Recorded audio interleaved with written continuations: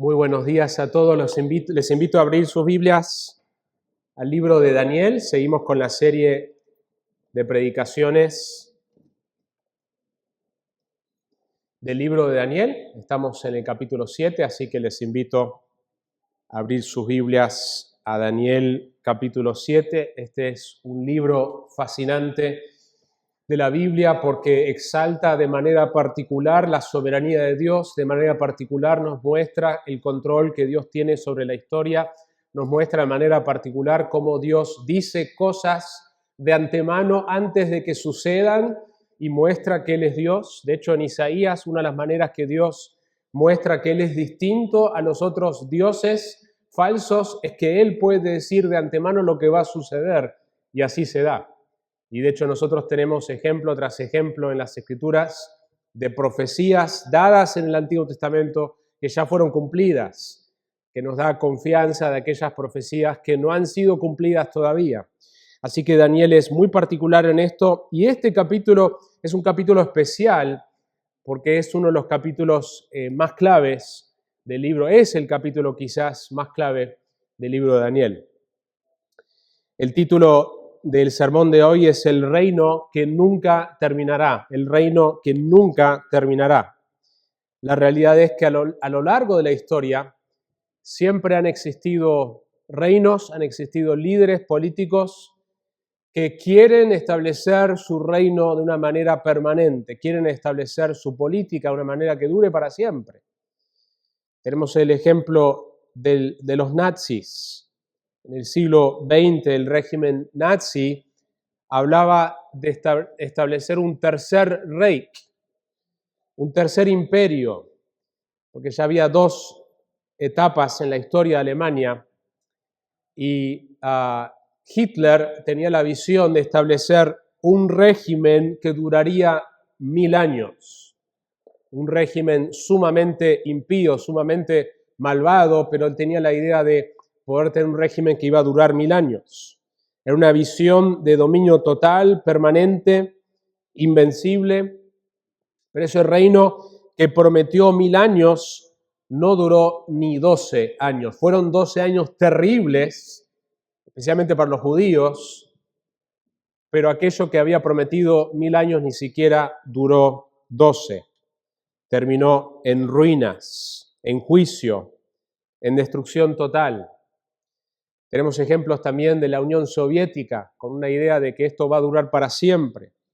O el mismo ejemplo en las escrituras en Daniel 5 de Babilonia. Ellos están celebrando una fiesta porque se creían invencibles frente a Persia que los estaba por invadir.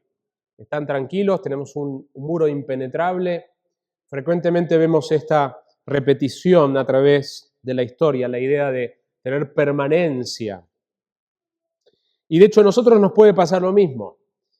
Nosotros podemos confiar en sistemas, podemos confiar en países, podemos confiar en economías como si esas van a durar para siempre.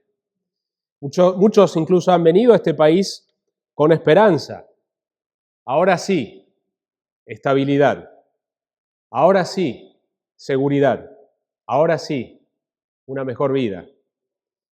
Y con el tiempo nos damos cuenta que también hay injusticia, que también hay corrupción y que sigue habiendo dolor. Porque ningún país puede ser tu hogar final.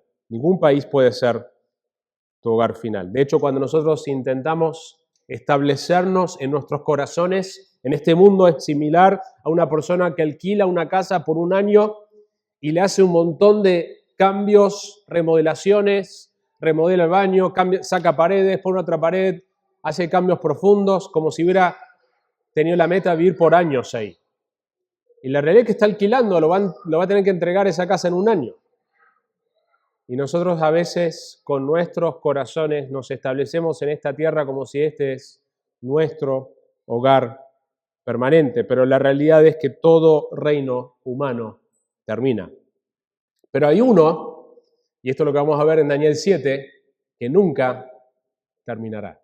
Hay un reino que jamás terminará. Y este es el argumento de Daniel 7 para hoy. Este mundo no es tu hogar y sus gobiernos son impíos. Algunos son más impíos que otros, pero todos los gobiernos humanos a través de la historia no van a establecer una justicia duradera. Este mundo no es tu hogar y sus gobiernos son impíos. Vive para el reino de Cristo. Vive para el reino de Cristo. Hay mucho para decir de este capítulo. El tiempo no nos permite en un sermón de 45 minutos cubrir todo lo que quisiéramos mencionar, porque tiene mucho detalle, hay muchas cosas que necesitan explicación. Eso es lo fabuloso de las Escrituras, la variedad que hay en ellas. Tenemos el libro de Santiago lleno de imperativos muy prácticos, cosas que debemos hacer hoy. Y tenemos un libro como Daniel, especialmente esta sección del capítulo 7 al 12, con visiones de 4 bestias, con animales con 4 cabezas. Y uno dice, ¿qué tiene que ver esto con mi vida? Ya lo vamos a ver. Pero hay mucho que requiere explicación. Porque Daniel 7 se ha dicho que es el capítulo más importante de este libro. Daniel 7 es el capítulo más importante del libro de Daniel. Alguien dice que Daniel 7 es el corazón del libro de Daniel. Si quieres entender de qué se trata Daniel, tienes que entender Daniel 7. Otro autor dijo que este es uno de los pasajes más importantes de todo el Antiguo Testamento. Tremendo. Uno de los pasajes más importantes de todo el Antiguo Testamento. Otro autor dijo, proporciona la profecía más completa y detallada sobre eventos futuros que se encuentra en todo el Antiguo Testamento. Es decir, es algo muy conciso, cubre mucha historia humana en un capítulo como ningún otro capítulo del Antiguo Testamento cubre. Así que esa es un poco una introducción a este capítulo. ¿Dónde está ubicado? Daniel 7 está ubicado justo en una sección clave. Hasta ahora hemos escuchado 6 capítulos donde vemos avances históricos, el tipo de género literario, es decir, la manera que está escrita, la primera parte de Daniel, del 1 al 6, son narraciones, son historias verídicas, pero son historias. Como hemos visto hasta ahora, donde hay personajes, donde hay un conflicto, hay un clímax, hay una resolución. Ahora estamos por entrar en otro tipo de género literario. Para que se pueda entender el concepto de lo que es un género literario, no es lo mismo ver una película de acción, a ver una película que es un thriller, a una película de suspenso, a una película documental. Cada género tiene sus características. Y el libro de Daniel tiene un género al principio que son narraciones, historias con personajes, con una trama, pero a partir del capítulo 7 vamos a ver un género principalmente apocalíptico. Un género principalmente apocalíptico. ¿Y qué es exactamente la literatura apocalíptica? Necesitamos explicarla porque vamos a poder apreciar cómo debemos entender Daniel 7 al 12 al entender que esta parte de las Escrituras tiene este género literario. Tiene esta manera de expresar las verdades de Dios. Entonces, algunas cosas en cuanto a la literatura apocalíptica antes de entrar al texto de Daniel 7. La palabra apocalíptica viene de una palabra griega que simplemente se pronuncia Apocalipsis. El libro que nosotros tenemos en el Nuevo Testamento, al final de nuestras Biblias, que se llama Apocalipsis, no es ni más ni menos que la palabra griega que se traduce la revelación. La palabra significa revelar algo que está oculto, dar a conocer algo. La idea es que algo que no se podía entender se da a conocer. Es como si yo tuviera un cuadro precioso pintado acá de algún artista famoso, pero está tapado con una sábana. Y cuando yo saco esa sábana, yo desvelo, doy a conocer lo que está ahí. Y ese es el concepto que vemos en las Escrituras de revelación. Apocalipsis. La literatura apocalíptica revela verdades. Así que 10 cosas que nosotros podemos afirmar en cuanto a la literatura apocalíptica. Uno es dado por Dios, viene de parte de Dios. Esto lo sacamos también del mismo libro de Apocalipsis. Cuando comienza el libro de Apocalipsis, habla de estos conceptos y nos ayuda a entender cómo debemos interpretarla. Número 2, por medio de un mediador, es decir, esto que es dado por Dios viene por un mediador y viene a un profeta hay alguien que es un mediador, un ángel muchas veces, que se lo da a un profeta. Y número 4, que eso que le da es acerca del futuro. Y número 5, está escrito durante un tiempo de persecución o crisis histórico. Número 6, el mensaje se presenta en visiones. Número 7, hay mucho uso de números y de símbolos. Y número 8, por último, un tema central en la literatura apocalíptica, que es lo que estamos viendo ahora, capítulo 7 al 12 de Daniel, es el triunfo escatológico. No se asusten con esa palabra si no la conocen, significa el triunfo de la escatología, de las cosas finales, escatos, el final, el triunfo escatológico del reino de Dios sobre los reinos de esta tierra. Así que esas son 8 cosas que son características que van a ser importantes porque a medida que lo vamos estudiando, esta sección de Apocalipsis del 7 al 12, estos elementos son importantes, dado por Dios, por medio de un mediador, a un profeta, acerca del futuro, escrito durante un tiempo de persecución o crisis histórico, se presentan visiones, el autor ve algo, vamos a ver frecuentemente la frase tanto acá como el libro de Apocalipsis, entonces vi, y escucha, entonces oí. Y lo anota, escribe lo que está viendo en la visión, escribe lo que está escuchando. Hay mucho uso de números y símbolos, esos símbolos apuntan a una realidad histórica, tienen un objetivo, y que el tema central tiene que ver con un triunfo escatológico del final del reino de Dios sobre los reinos de esta tierra. Así que eso nos ubica un poco en el contexto que vamos a poder apreciar más el capítulo 7 de Daniel. También es interesante que Daniel 7 no nos llega hasta que no escuchemos las historias de la obra milagrosa de Dios a través del capítulo 1 al 6. Si tienes problemas en aceptar que Dios dice cosas antes de que sucedan, como va a ser, por ejemplo, en el capítulo 8, que va a mencionar 2 animales y va a decir, este animal específicamente es el reino de Grecia, que va a conquistar. Y el reino de Grecia no había conquistado todavía. Por eso hay eruditos, estudiosos que dicen, no puede ser que Daniel escribió esto antes, imposible. Pero el mismo Dios que interviene para salvar a los amigos de Daniel en el fuego, el mismo Dios que cierra las bocas de los leones en Daniel 6, el mismo Dios que manda a su ángel a escribir en la pared las palabras de condenación al reino de Babilonia, es el Dios que dice las cosas que van a ser antes de que sean, es el Dios que controla la historia. Así que ese es el marco. Nosotros también tenemos el comienzo de 4 visiones, desde el capítulo 7 hasta el capítulo 12, hay 4 visiones, esta es la primera. La segunda visión va a aparecer en el capítulo 8, la tercera visión va a aparecer en el capítulo 9, y la cuarta visión de Daniel va a aparecer del capítulo 10 hasta el capítulo 12. Entonces, primera de 4 visiones. La otra cosa interesante para observar es que esto todavía está escrito en arameo, que es el idioma que hablaban a la luz de que Babilonia había conquistado el mundo, y así como después Grecia iba a conquistar el mundo y se hablaría griego y se escribía el Nuevo Testamento en griego, en ese momento se habla en arameo, era el idioma de las naciones. Por eso el texto original de Daniel no está totalmente en hebreo.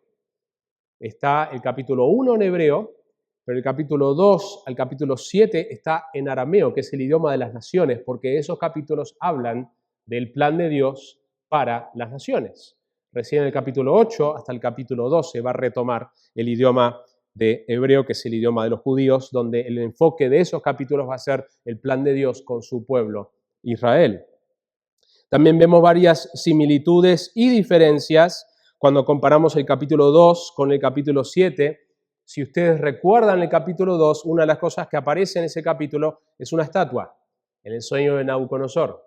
Y en esa estatua hay varias partes de esa estatua con distintos tipos de oros, hasta llegar al final, que es el oro con menos valor, que es hierro, pero va describiendo los distintos imperios que van a existir después de Babilonia. Los mismos 4 imperios que aparecen y hay una segunda fase del último imperio que aparece en el capítulo 2 de Daniel, van a aparecer también por medio de las 4 bestias en el capítulo 7. Ambos capítulos terminan con la destrucción total del último reino, y que ese reino es destruido y los reinos de los hombres son destruidos para ser reemplazados con el reino de Dios. En ambos casos, si ustedes recuerdan el capítulo 2, una piedra que no está hecho por manos, choca contra el último reino y lo destruye, y esa piedra crece y es el reino de Dios que es establecido para siempre. Ambos capítulos terminan con eso. Ambos pasan más tiempo, y por lo tanto en el sermón haremos lo mismo, pasan más tiempo hablando del cuarto reino. Es más, Daniel en un momento dice, yo quiero saber más acerca de ese cuarto reino. Esto es lo que está en las Escrituras, lo que Dios ha dicho. Toda Escritura es inspirada y es útil. Esta parte también es inspirada y útil, que nosotros entendamos qué es ese cuarto reino que Daniel habla más tiempo acá, pero también en el capítulo 2, el texto habla más de ese reino de manera particular y eso lo vamos a ver. La diferencia es que en el capítulo 7 va a haber más detalle todavía sobre ese cuarto reino que apareció en el capítulo 2. Y si no recuerdas qué es ese cuarto reino, puedes repasarlo hoy en tu casa leyendo Daniel 2, o si no estuviste, donde está la estatua y la última parte de esa estatua que va a describir más acerca de ese reino. El capítulo 7 va a dar más detalle, pero también otra diferencia que no apareció en el capítulo 2, porque Daniel 7 nos da más, es que va a aparecer una figura que para la audiencia original, nosotros tenemos ahora el conocimiento del Nuevo Testamento y no podemos inicialmente leer este pasaje con los ojos que tenemos a la luz del Nuevo Testamento. Aparece una figura enigmática, misteriosa, que se llama, o que el texto describe como un hijo de hombre. Que aparece alguien como un hijo de hombre. ¿Quién es este que es como un hijo de hombre? Y si conocemos el Nuevo Testamento, vamos a querer ir al Nuevo Testamento, y es correcto que lo hagamos, porque está hablando de ese hombre que está en el Nuevo Testamento. Jesucristo usó la referencia de sí mismo, la que más prefería para describirse a sí mismo, ¿era cuál? El Hijo del Hombre, ¿sí? Pero el autor o la audiencia original lee esto con confusión. ¿Quién es este que es como un hijo de hombre? Y esto va a aparecer en el capítulo 7. La manera que está dividido, nosotros vamos a ver 3 puntos. La manera que está dividido este capítulo, tenemos una sección que son los primeros 14 versículos donde están las visiones. Y lo precioso de la literatura apocalíptica no es tan complicada como algunos intentan hacerla, porque la misma Biblia da la interpretación. El problema cuando nosotros tratamos de inventar algo, la misma Biblia da la interpretación. La segunda sección, que va a arrancar del capítulo 15, del versículo 15 hasta el final, 28, es la interpretación. Cuando Daniel le pregunta la interpretación. Y eso es común en la literatura apocalíptica, donde el que recibe la información dice, no entiendo. Y el ángel le explica, esta es la interpretación. Entonces podemos quizás no tener todas nuestras dudas resueltas de todo lo que significa, pero la realidad es que el mismo texto, la mejor manera de interpretar la Biblia es con la Biblia. Y lo que el texto en Daniel 7 no interpreta, otros pasajes de la Biblia arrojan luz sobre el significado. Así que ese es un poco un contexto largo, pero necesario para poder entrar en esta sección distinta del libro. Dijimos entonces que el argumento es, este mundo no es tu hogar y sus gobiernos son impíos, y a la luz de eso entonces vive para el reino eterno de Cristo. Así que número 1, la realidad de la tierra, reinos impíos que caen. Yo dividí esto un poco distinto, dije que los primeros 14 versículos es una descripción de estas visiones y después es la interpretación, pero en esos primeros 14 versículos hay un intercambio entre lo que está pasando en la tierra y lo que está pasando en el cielo. La óptica de la tierra y la óptica del cielo. Pasa lo mismo en el libro de Apocalipsis. La óptica en la tierra y la óptica del cielo. Y en el punto 1 vamos a enfocarnos en 2 partes, que es donde está la óptica desde la tierra. Cuando pasamos al punto 2, vamos a mirar la óptica desde el cielo, ¿sí? Así que eso requiere que cuando llegamos al versículo 8, vamos a saltear al versículo 11 para dejar que el 9 y 10 lo hagamos en el segundo punto, porque el 9 ya nos va a dar la óptica desde el cielo, ¿sí? Pero el texto va intercalando lo que él está viendo que está pasando en la tierra y lo que está viendo desde el cielo. Es más, el cielo interpreta la tierra, ¿sí? Nosotros podemos entender más qué está pasando en la tierra si entendemos la óptica del cielo, ¿sí? Y eso es lo que pasa en el libro de Apocalipsis. Apocalipsis es lo mismo. Apocalipsis muestra esto, lo que realmente está pasando. ¿Querés saber lo que realmente está pasando en la tierra? Tenés que tener la óptica desde el cielo.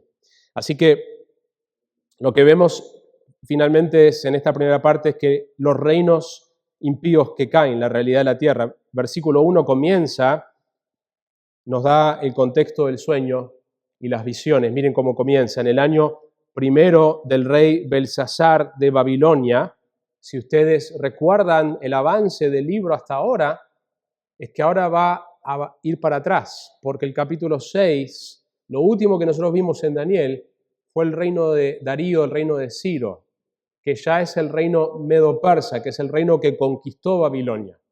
¿Sí? Entonces Daniel va a contar algo que pasó antes. Esto pasó antes del capítulo 5, donde está Belsasar, pero después del capítulo 4, probablemente como 9 años después de que haya muerto Nabucodonosor. Y dice que tuvo un sueño y visiones en su mente, estando en su cama. Entonces escribió el sueño y relató el resumen de él. Daniel nos da un resumen de lo que vio. Este resumen es un resumen inspirado. Versículo 2, habló Daniel y dijo, miraba yo en mi visión nocturna, y aquí los 4 vientos del cielo agitaban el gran mar. Daniel simplemente está anotando lo que él ve, ¿sí? Por eso no tenemos que sobrecomplicar la literatura apocalíptica, es cuando el profeta anota lo que ve. Y estas imágenes tienen un significado. Y mucho del significado ya está revelado en el texto, ¿sí? Seguimos en el versículo 3, dice, y 4 bestias enormes, diferentes unas de otras, subían del mar. Entonces lo primero que él nota que hay 4 animales, 4 bestias. El tema de la bestia es un tema recurrente en el libro de Daniel. ¿Saben por qué? Porque una bestia representa bien un gobierno impío. Una bestia tiene mucha fuerza, pero no tiene conciencia. ¿Sí? Esa es la idea. Esa es la idea, es como Dios ve a los gobiernos humanos. Cómo Dios ve a los gobiernos humanos poderosos, mucha potencia, no tiene conciencia, no hay temor de Dios.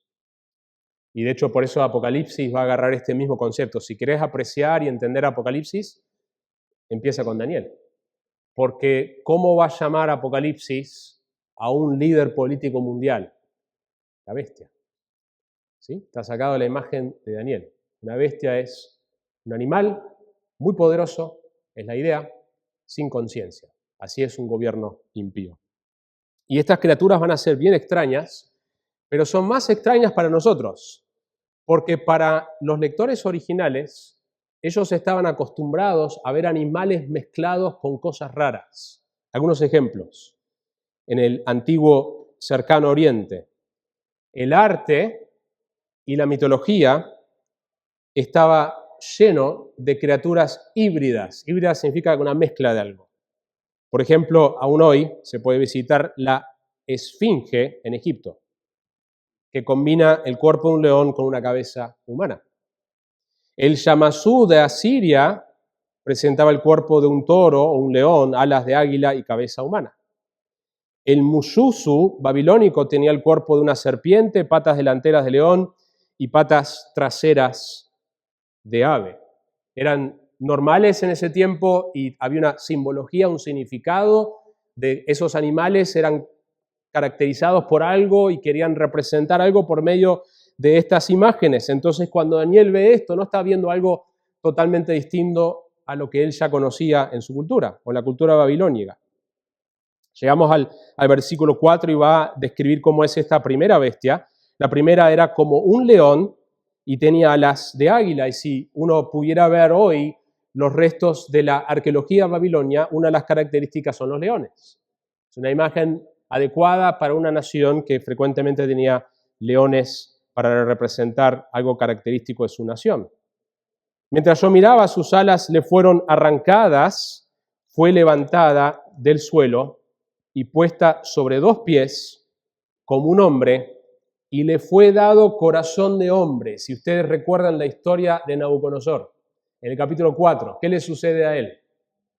Él está loco por 7 años, está con una enfermedad que existe, donde él piensa que es un animal, actúa como un animal. Dios le dice, vos querés ver cómo sos, te voy a mostrar cómo sos, te voy a dejar así por 7 años, este es quien tú eres. Hasta que Dios, en su gracia, le permite levantar los ojos al cielo, reconocer que el cielo gobierna, un tema frecuente en el libro de Daniel, y Dios le da un corazón de hombre. Es exactamente lo que vemos acá. Así que es una representación de este primer imperio, que era el imperio que estaba en el momento que Daniel inicialmente había llegado a Babilonia. Y aquí otra segunda bestia, semejante a un oso, estaba levantada de un costado. Muchos piensan que la realidad que menciona esto es que el imperio que sigue a Babilonia es el imperio medo-persa. Era una coalición de 2 países que formó un solo imperio. Si ustedes recuerdan, el capítulo 6 de Daniel menciona las leyes de los medo-persas, pero que una de esas 2 etnias, la parte de Persia, era más potente, y es la idea de que el león está levantada de un costado, y en su boca, entre sus dientes, tenía 3 costillas, y le dijeron así, levántate y devora mucha carne. El texto no nos interpreta, en este capítulo no nos interpreta qué son estas 3 costillas, pero históricamente sabemos de un momento que la nación conquistó 3 naciones poderosas, Babilonia, Egipto y Lidia.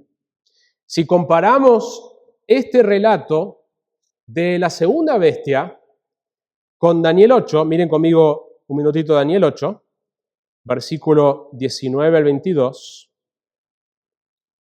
Daniel 8 va a enfocarse en 2 de las 4 bestias de Daniel. Daniel 8, versículo 19 al 22, dice así: Y dijo, he aquí, te voy a dar a conocer lo que sucederá al final de la ira, porque se refiere al tiempo señalado del fin. El carnero que viste con los 2 cuernos representa a los reyes de Media y de Persia. Más claro imposible.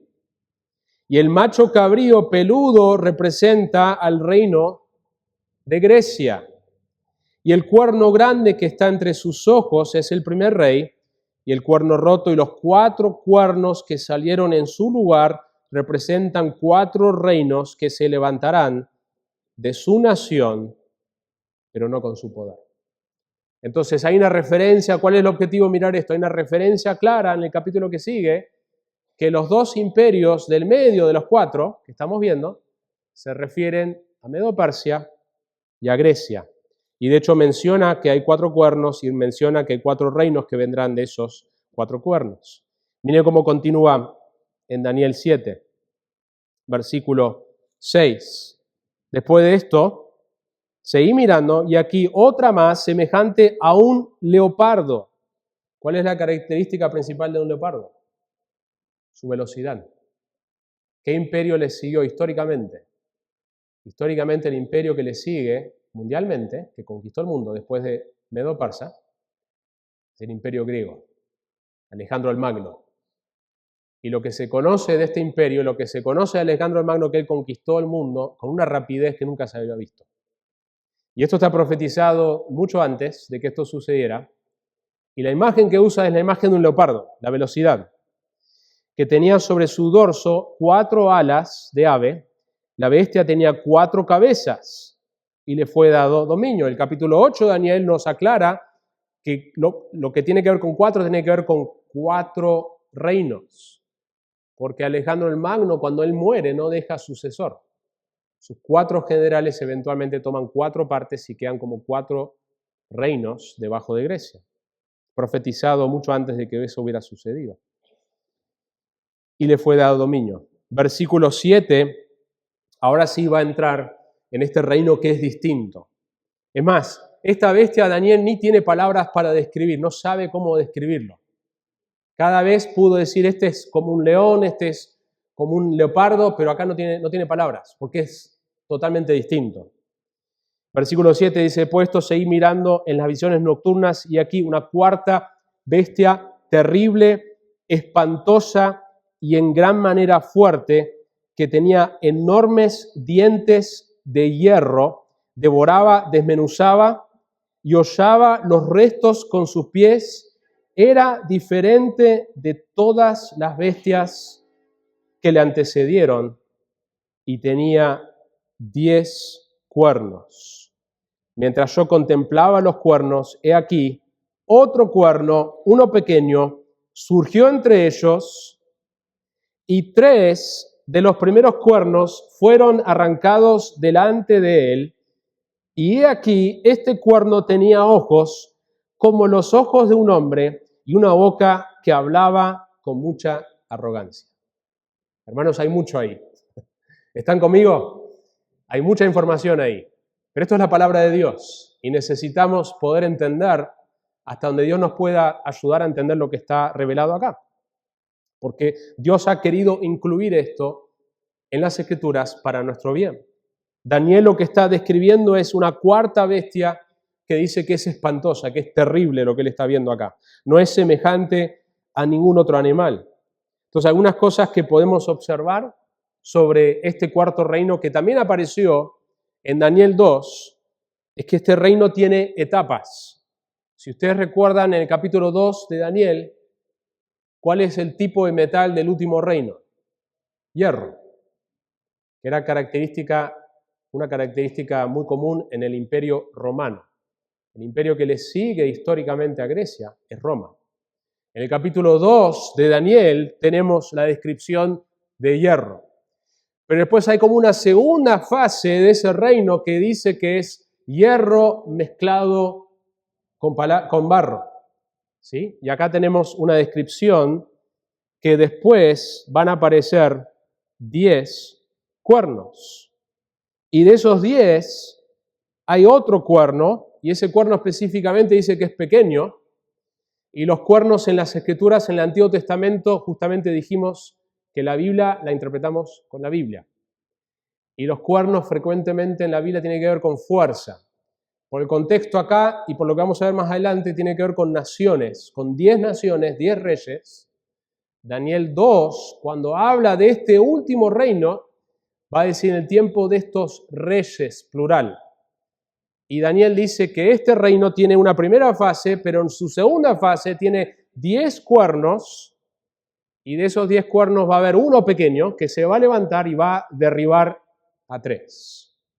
Sé que es mucha matemática para un domingo en la mañana, pero básicamente tenemos 10 naciones, una confederación, una unión, como hay hoy. Hoy mismo hay ejemplos de naciones que se ponen de acuerdo y firman tratados. En un futuro lo que Daniel nos está diciendo es que habrá un tiempo donde un grupo de naciones, 10, que vendrán de una Roma resucitada, ya lo vamos a ir hablando más eso, se unen con un propósito y que este imperio va a ser distinto a cualquiera que la tierra ha experimentado. Pero va a haber una de esas naciones que va a derribar a 3 y se va a levantar finalmente por encima de todos. Eso es lo que hasta ahora Daniel nos está mostrando. Tiene un cumplimiento cercano para la audiencia de Daniel en el imperio romano que existió en el tiempo de Cristo. Es Roma que crucifica a Cristo, pero también tenemos un cumplimiento lejano. Y tenemos acá en este pequeño cuerno, en el versículo 9 dice que tiene ojos de hombre, es decir, hay inteligencia, la idea de inteligencia, y una boca que hablaba con mucha arrogancia. Este líder va a ser un líder muy arrogante. Y cuando seguimos mirando cómo esto encaja en el resto del libro de Daniel y cómo encaja en el libro de Apocalipsis, es nada más y menos que la figura del anticristo. ¿Sí? La figura del anticristo no es como muestran las películas, que va a ser una persona que las personas le van a tener miedo, todo lo contrario, va a ser una persona popular, va a ser una persona que va a unir al mundo, pero desde la perspectiva de Dios, que es la perspectiva correcta, es una persona que va a hacer mucha maldad. Hitler va a parecer como alguien muy pequeño al lado de esta persona, va a ser terrible las cosas que él va a hacer con su imperio. Algunas referencias que el Nuevo Testamento nos da de él, 2 Tesalonicenses capítulo 2, Pablo le habla a una iglesia que estaba preocupada que Cristo ya vino. Esta iglesia en Tesalónica pensó, nos perdimos la venida de Cristo. Y lo que Pablo le va a decir a esta iglesia, Cristo no pudo haber venido todavía, porque antes de que venga Cristo, tiene que aparecer una figura. Y entre paréntesis, yo sé que hay distintas posturas en los detalles de la escatología, de la doctrina de los últimos tiempos, pero en esto hay un acuerdo. Antes que Jesucristo regrese, hay una figura que tiene que aparecer en la tierra. Eso están todos de acuerdo. Y esa figura es el anticristo, ¿sí? No es de una escuela en particular de interpretación. Todos entienden que la Escritura es clara en esto. Antes que venga Cristo, hay una figura que tiene que aparecer. Y esto es lo que 2 Tesalonicenses capítulo 2, versículo 1 al 4 dice, pero con respecto a la venida de nuestro Señor Jesucristo y a nuestra reunión con Él, os rogamos, hermanos, que no seáis sacudidos fácilmente en vuestro modo de pensar, ni os alarméis, ni por espíritu, ni por palabra, ni por carta, como si fuera de nosotros, en el sentido de que el día del Señor ha llegado, que nadie os engañe en ninguna manera, porque no vendrá, ahí está, sin que primero, algo tiene que pasar primero, venga la apostasía. La apostasía tiene que ver con un abandono de algo, la idea de que la humanidad entera se aleja de Dios, y sea revelado, y acá está la descripción, la Biblia da varias descripciones a esta figura política que es muy claro que la Escritura habla, no hay duda, no hay debate sobre esta persona que va a existir, y la describe así en 2 Tesalonicenses, el hombre de pecado, el hijo de perdición, el cual se opone y se exalta sobre todo lo que se llama Dios o es objeto de culto, de manera que se sienta en el templo de Dios presentándose como si fuera Dios. La arrogancia de este hombre va a llegar y va a ser un hombre normal, no va a tener superpoderes por sí mismo, sí va a ser influenciado, usado por Satanás. En ese sentido sí habrá milagros satánicos, pero él no es una persona distinta, es un ser humano que en su maldad quiere gobernar el mundo entero. Y finalmente va a pedir que se lo adore a él, ¿sí? Y hay una referencia en el pasaje de Pablo del templo de Dios, esa es una referencia específica del templo de Salomón. Hoy si vas a Jerusalén no hay un templo, pero por lo que nosotros vemos en Daniel y por lo que vemos en este pasaje, habrá un tiempo donde sí habrá un templo.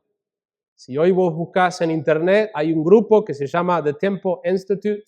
Esto no es una teoría conspirativa, es simplemente describir lo que realmente está sucediendo en Israel. Hay un grupo de personas que quisieran, porque Israel quiere poder reconstruir su templo.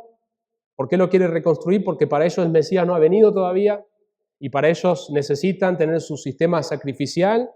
Y ese grupo Temple Institute ha existido desde 1987 y tiene el objetivo de preparar los elementos necesarios para un futuro templo.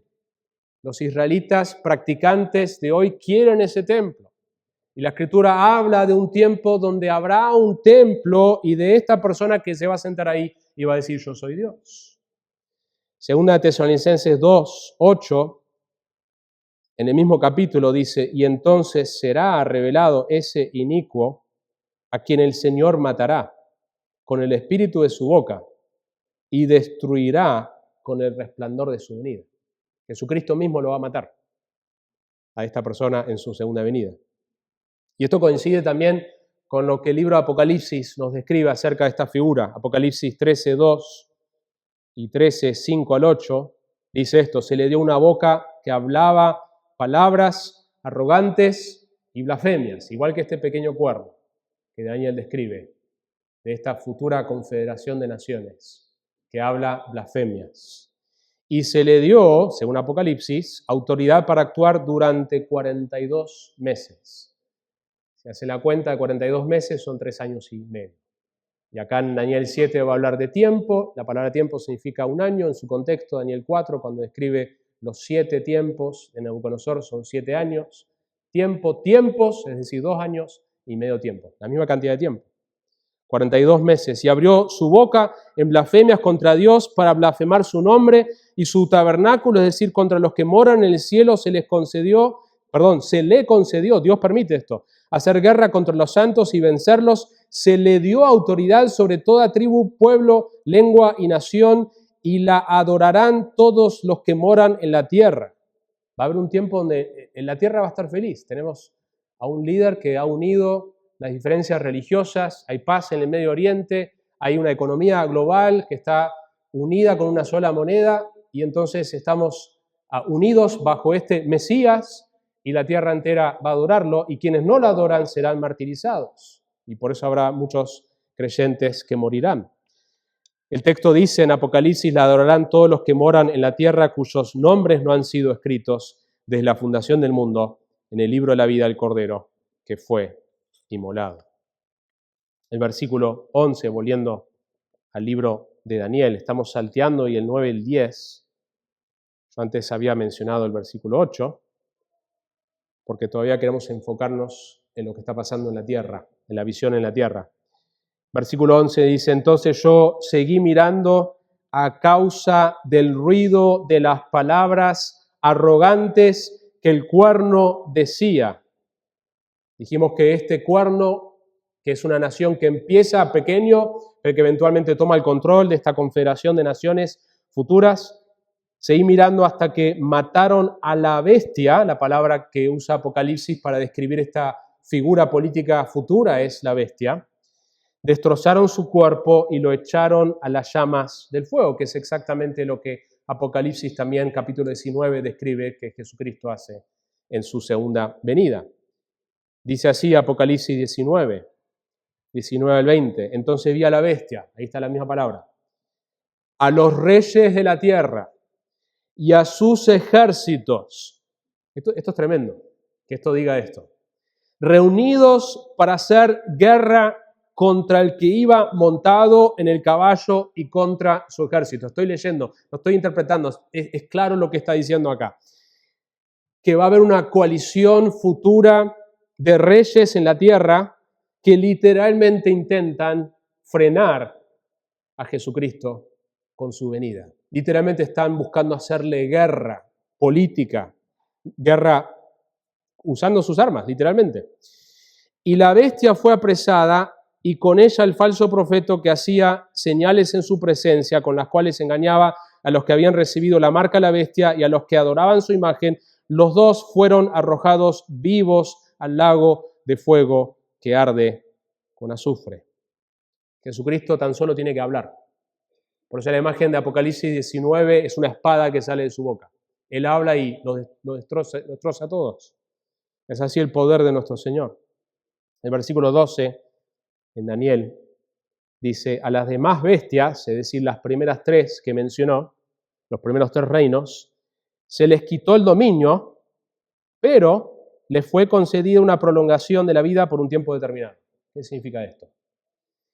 Que el cuarto reino en su segunda fase, no Roma el primer siglo, sino una Roma resucitada, es decir, probablemente de la misma zona, no sabemos exactamente de qué manera va a ser, pero hay una futura coalición que está de alguna manera conectada con el Imperio Romano, según Daniel, que ese cuarto imperio es destrozado para siempre, no existe más. Pero que los imperios de Babilonia, Medo-Persa y Grecia, según el versículo que acabamos de leer, se les quita el dominio. Babilonia no está más en poder cuando el imperio Medo-Persa lo conquista, y así sucesivamente, pero la cultura sigue. Entonces la idea es esa, estas culturas continúan a pesar de que no están. La cultura griega hasta el día de hoy existe, ¿sí? Pero no tiene el poder que tuvo en su momento. Esa es la idea de ese versículo. Mis hermanos, el punto de todo esto es que, ¿qué aprendemos para nosotros con tanto detalle profético que el Señor nos ha dado? Que este mundo, dijimos, el argumento, no es tu hogar, los gobiernos serán impíos y a la luz de eso debemos recordar que debemos de vivir para el reino de Cristo. La realidad de la tierra es que estos reinos impíos van a caer. Las noticias de la Biblia acerca del futuro es que las cosas no van a mejorar, van a empeorar. Esa es la imagen que la Biblia da del futuro. Las cosas, es más, todavía no hemos visto la maldad del hombre. Si pensamos que el tiempo del nazismo fue terrible, esto lo va a superar. La maldad del hombre, la maldad de Satanás por medio de este gobierno impío será superior todavía. Algunas aplicaciones en este primer punto es, a la luz de que este mundo no va a mejorar, sino que va a empeorar, nosotros necesitamos reconocer que no es simplemente que nosotros vivimos en un mundo inestable, sino que debemos reconocer nuestra tendencia de hacer de este mundo nuestro hogar. Nosotros tenemos una tendencia de hacer de este mundo nuestro hogar y debemos evitar eso, debemos huir de esa tendencia de hacerlo nuestro hogar. Pablo lo dice así en el Nuevo Testamento, 1 Corintios 7, 29 al 31, mas esto digo, hermanos, el tiempo ha sido acortado, de modo que de ahora en adelante los que tienen mujer sean como si no la tuvieran. No malinterpreten eso, esposos. Debemos amar a nuestras esposas, debemos cuidarlas como Cristo amó a la iglesia, pero no vivimos para el matrimonio. Hay algo superior. Hay algo superior a simplemente tener una buena familia. Y los que lloran como si no lloraran, y los que se regocijan como si no se regocijaran, y los que compran como si no tuvieran nada. No estamos diciendo que no hay que comprar cosas, no pongas tu esperanza en eso. Y los que aprovechan el mundo, no estamos diciendo que no disfrutemos ciertas cosas que Dios ha permitido que disfrutemos, pero Pablo dice como si no lo aprovecharan plenamente, porque la apariencia de este mundo es pasajera. Debemos entender que este mundo va a empeorar y que el próximo gobierno mundial que existe, según las Escrituras, es terrible, y a la luz de eso nos debe dar más esperanza de que somos parte de un reino que durará para siempre. La otra aplicación que podemos sacar de estos primeros versículos, nosotros tenemos que entender cuán terrible es el pecado de la arrogancia. Debemos entender cuán terrible es el pecado de la arrogancia. Lo último que describe, el último imperio mundial es descrito que está liderado por una persona que está con palabras arrogantes. No hay peor cosa que ver un líder que se alaba a sí mismo, que es arrogante. Y eso es lo que vemos con esta figura. Pero eso también nos habla a nosotros de que eso es un ejemplo de la condición humana en su capacidad. Nosotros también tenemos la capacidad de ser sumamente arrogantes. Es el ejemplo del ser humano en su peor condición.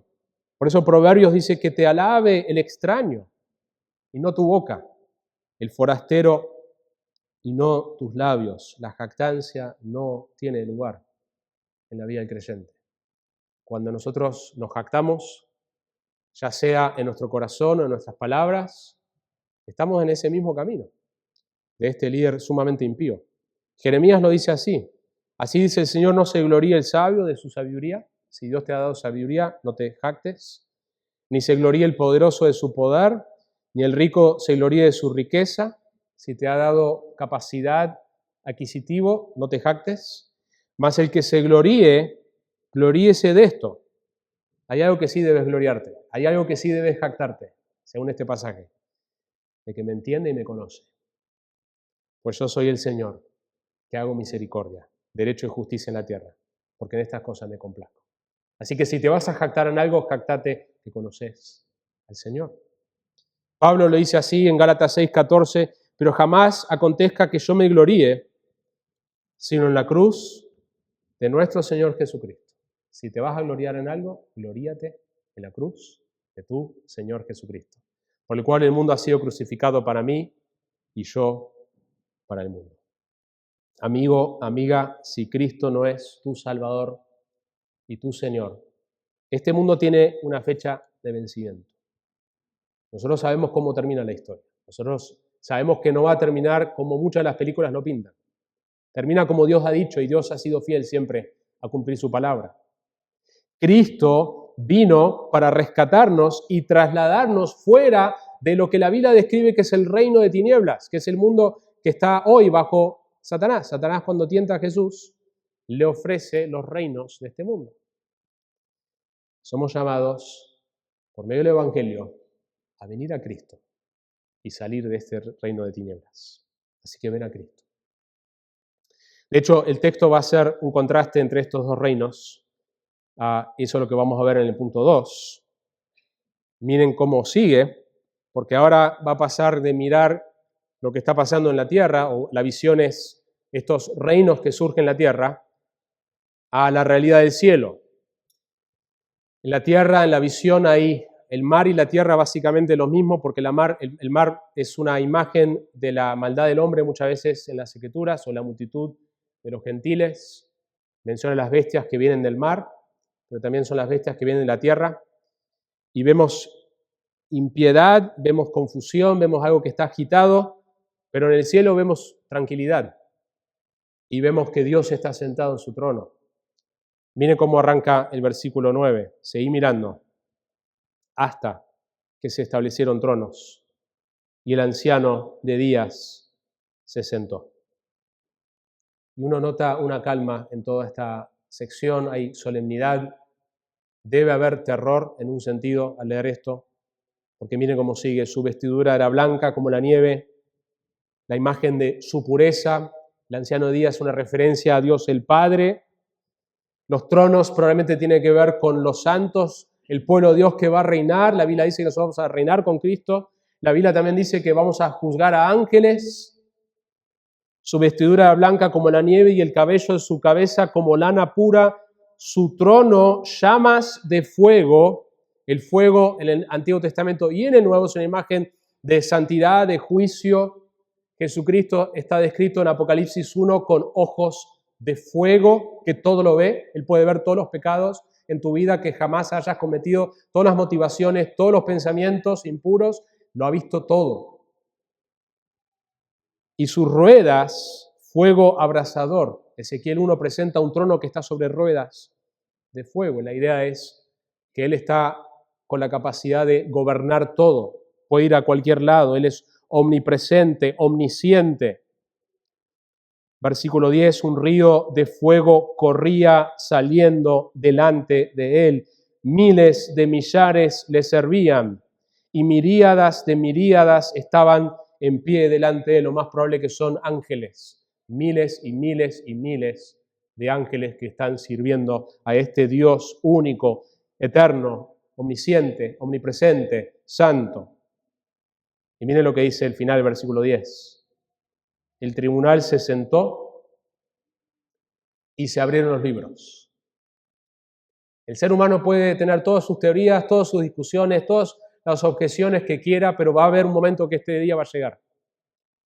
Y no va a haber ningún tipo de discusión, no va a haber votos, opiniones. El Dios creador, soberano, santo, puro, va a abrir los libros. Y lo más probable es que en esos libros hay un récord de todas las cosas que cada ser humano jamás haya hecho. Apocalipsis lo dice de esta manera. Apocalipsis 20, versículo 11 al 15. Vi un gran trono blanco y al que estaba sentado en él, de cuya presencia huyeron la tierra y el cielo, y no se halló lugar para ellos. Y vi a los muertos, grandes y pequeños, de pie delante del trono, y los libros fueron abiertos, plural.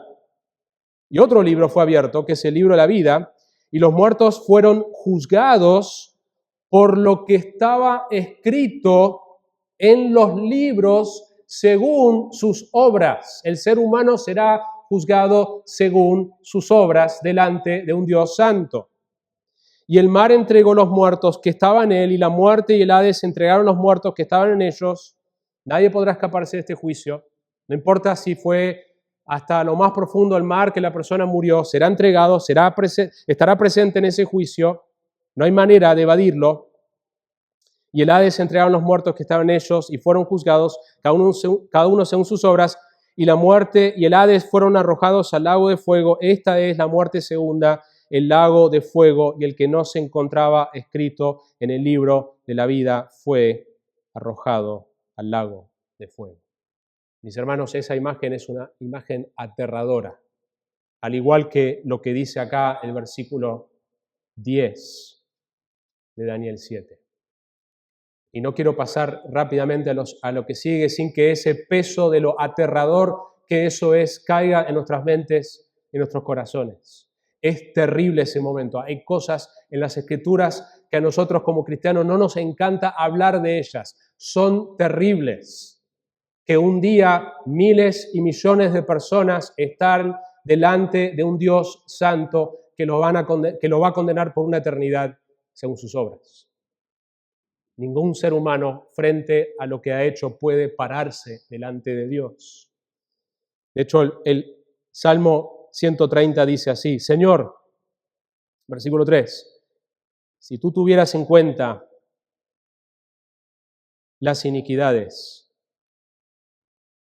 ¿quién, oh Señor, podrá permanecer? Y de hecho Dios va a tener en cuenta los pecados de cada persona que por medio de no confiar en el único camino para evitar ese juicio será: ok, muéstrame tus obras delante de mi pureza, delante de mi santidad, muéstrame. Y esas obras condenarán a cada una de esas personas a una eternidad de sufrimiento bajo la ira eterna de Dios. El Salmo 130 dice: ¿quién podrá? Nadie. Pero ese salmo continúa de la misma manera que este capítulo continúa diciendo algo maravilloso. Pero en ti hay perdón. Pero en ti hay perdón. No en ese momento, ya es demasiado tarde. No en el momento que nosotros estemos en la presencia de Dios. Ya será demasiado tarde. No hay vuelta atrás. Por una eternidad no hay vuelta atrás.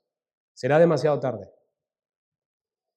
Pero lo maravilloso de este pasaje es que alguien aparece en el versículo 13. Miren cómo sigue. Versículo 13. Seguí mirando en las visiones nocturnas, y he aquí, con las nubes del cielo venía uno como un hijo de hombre que se dirigió al anciano de días y fue presentado ante él, y le fue dado dominio, gloria y reino para que todos los pueblos, naciones y lenguas le sirvieran. Su dominio es un dominio eterno que nunca pasará, y su reino uno que nunca será destruido. Y quiero que piensen un minuto qué estaría pensando los que originalmente escucharon este mensaje. ¿Quién es esta persona? Porque tiene la apariencia de un hombre. Pero esta persona se le da de parte del Padre autoridad para gobernar todas estas naciones. Hay pueblos, naciones y lenguas que lo adoran. Y no solamente eso, sino que tiene un dominio que, a diferencia de las 4 bestias previas, a diferencia de estos imperios mundiales, aún el peor de ellas terminan. Pero su dominio será eterno, que nunca pasará. ¿Cómo puede una persona humana gobernar para siempre? Y ese es el misterio de la encarnación. Está apuntando hacia Jesucristo. El Hijo del Hombre, vemos que aparece en el Nuevo Testamento. Jesús habla de sí mismo. Mateo 24 dice esto. Mateo 24, 29 al 30.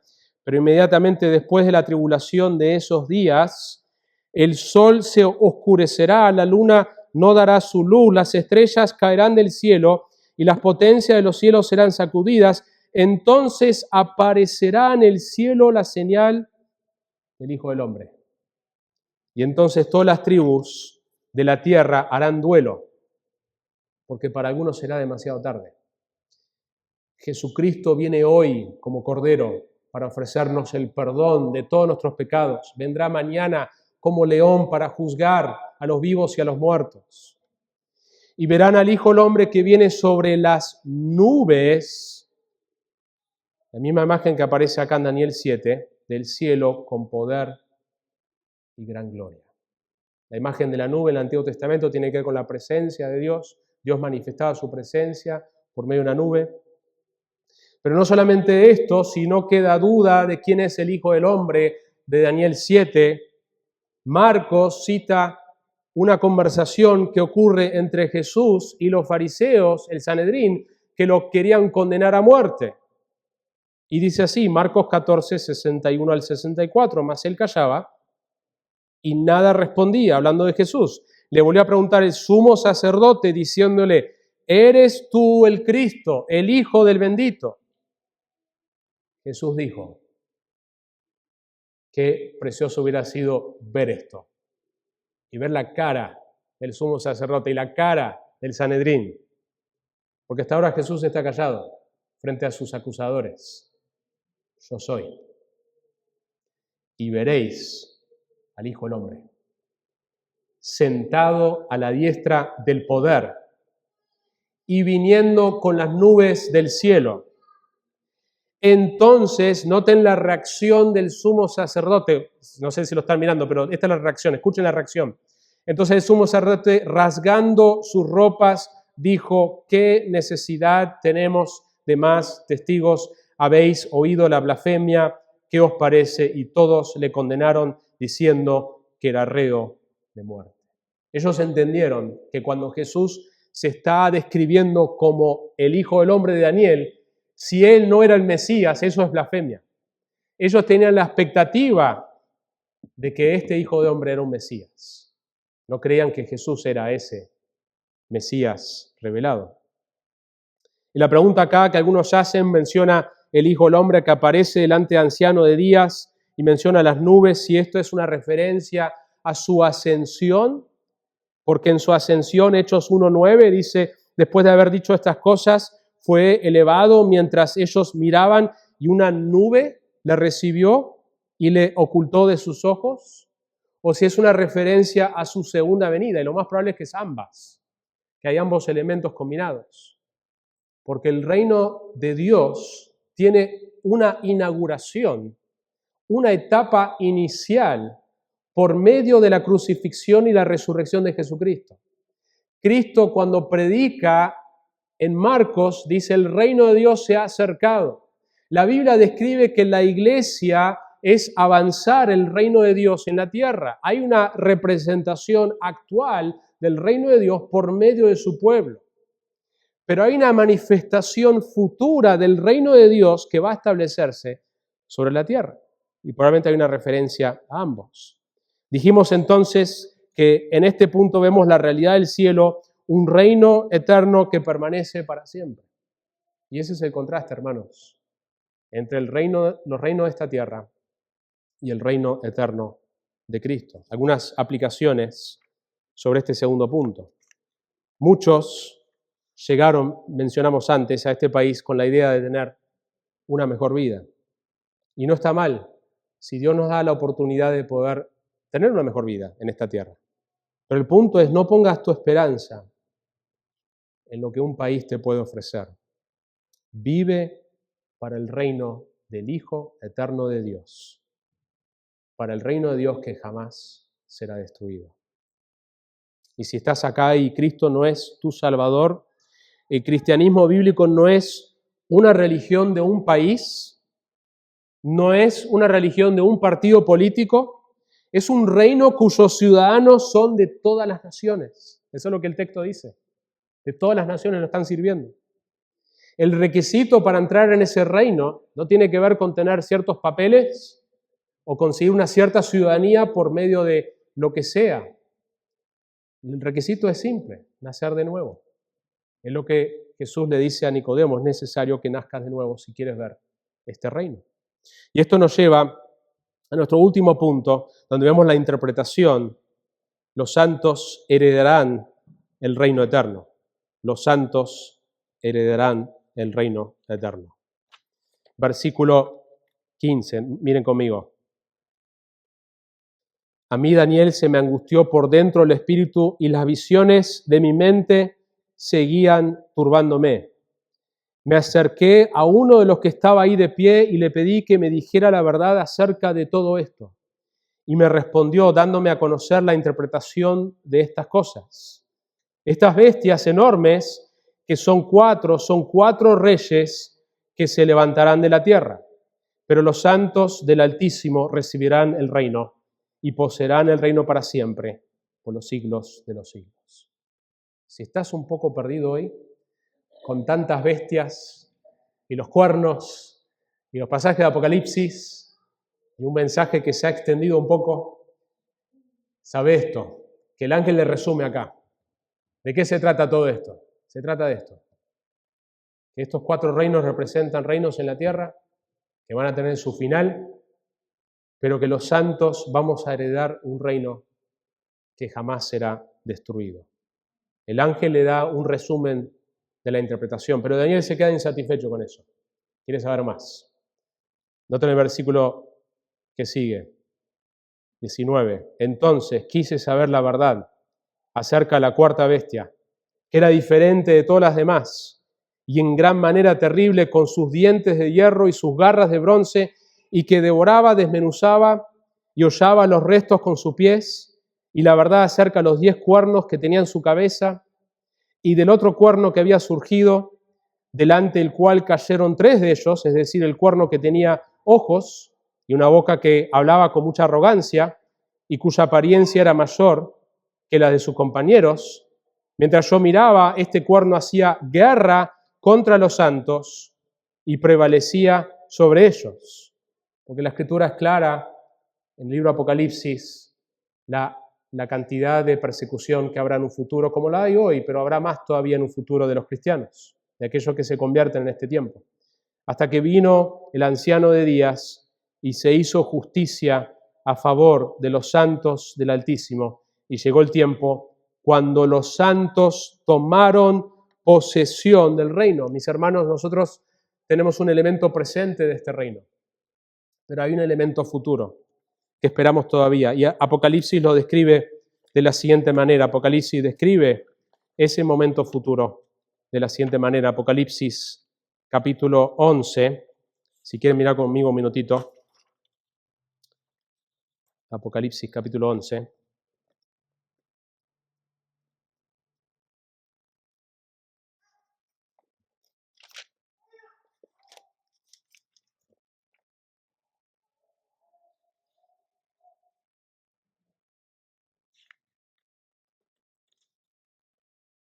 Versículo 15. El séptimo ángel tocó la trompeta y se levantaron grandes voces en el cielo que decían: el reino del mundo ha venido a ser el reino de nuestro Señor y de su Cristo. Eso es futuro, mis hermanos. Nosotros todavía no estamos en casa y por eso el argumento de este pasaje tiene que ver con eso. Nosotros todavía no estamos en nuestro hogar final. Y no debemos estar demasiado cómodos en este mundo que eventualmente va a empeorar. Pero sí habrá un día donde el reino de este mundo se va a convertir en el reino de nuestro Señor y Él reinará por los siglos de los siglos. Terminamos los últimos versículos de Daniel 7. Versículo 23. Dijo así: la cuarta bestia será un cuarto reino en la tierra que será diferente de todos los otros reinos, devorará toda la tierra, la hollará y la desmenuzará. Y los 10 cuernos de este reino son 10 reyes que se levantarán, y otro se levantará después de ellos. Él será diferente de los anteriores y subyugará a 3 reyes. Y él proferirá palabras contra el Altísimo y afligirá a los santos del Altísimo e intentará cambiar los tiempos y la ley, y les serán entregados en sus manos. Y ahí está, los 3 años y medio, por un tiempo, por tiempos y por medio tiempo. Pero el tribunal se sentará para juzgar y su dominio le será quitado, aniquilado y destruido para siempre. Y la soberanía, el dominio y la grandeza de todos los reinos debajo de todo el cielo serán entregados al pueblo de los santos del Altísimo. Su reino será un reino eterno, y todos los dominios le servirán y le obedecerán. Hasta aquí la revelación. En cuanto a mí, Daniel, mis pensamientos me turbaron en gran manera y mi rostro palideció, pero guardé el asunto en mi corazón. Mis hermanos, aplicación final, nosotros somos llamados en Mateo a buscar plenamente el reino de Dios y su justicia. Y todas las demás cosas que nos preocupan serán añadidas. No busquemos nuestro hogar en este mundo, vivamos para este reino eterno. Oramos.